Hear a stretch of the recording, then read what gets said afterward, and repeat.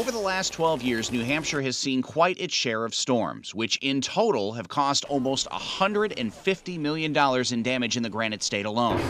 It started with the deadly Alstead flood in October 2005. It sounded like thunder from all the things crashing and breaking and going down the river. It's beyond devastating. People don't know what we've been through here. One of the common links between these storms?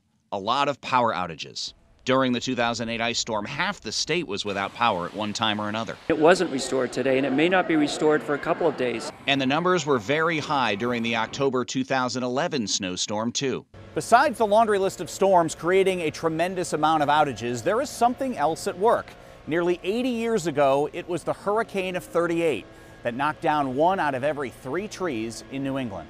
Since then, we've gone without a natural clear-cutting of the Granite State landscape, leaving trees to grow tall and making the likelihood of outages during storms inevitable. So what could be done? A recently announced partnership between Eversource and Plymouth State University's Meteorology Department could go a long way in keeping the lights on, or getting them back on as quickly as possible. We're making decisions in terms of where do we expect trouble to occur, and what resources ought we prepare, and where should we place them. Much like the computer maps we use to predict humidity or rain totals, their maps will try to lock into specific things that could cause power outages, like localized wind gusts, weight of the snow, and recent weather that may have weakened overhanging trees. This would allow them to make predictions about the numbers of outages and their location. It would also allow Eversource a chance to funnel their resources to where they might need them most. It will also help judge where the most prone areas are months before a storm is even possible for tree trimming efforts.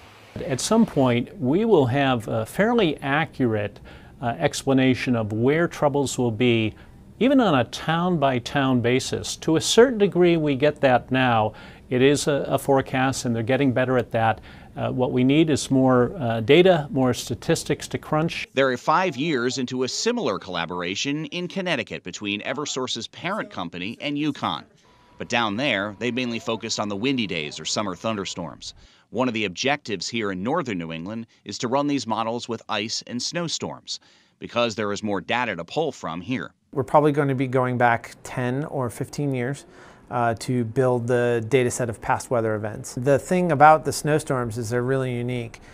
Wet, heavy snow and ice is what really tends to knock power out. It's all in an effort to keep the lights on and the heat on the next time you may need them most. It's going to provide them with a good sense of what the magnitude of the event is going to be and what the range of possibilities might be. Kevin Skarupa, WMUR News 9.